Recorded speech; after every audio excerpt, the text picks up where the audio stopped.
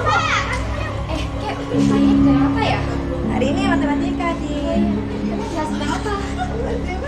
Itu ada yang matematika ya? baca. Kemarin udah dong. Coba lihat. Iya, Enggak yang kemarin tuh di matematika juga ada. Ya, sama geometri juga ya.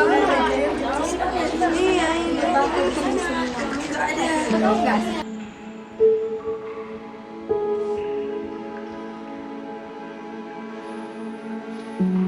Syah, tuh ada si kutu buku, kita samperin yuk. Syah, ada si Elsa tuh, samperin yuk. Ayo. Hei, kamu gak usah sok-sok kali ya baca-baca buku kayak gitu. Apa maksudmu? Sok rajin kali sih jadi orang. Ya sok-sok ngadu lagi, apa maksudmu? Ya ada apa nih ribut-ribut? Kerjaan anaknya selalu ganggu orang, gak ada kerjaan lain. Gak tahu nih orang ini datang tiba-tiba marah-marah.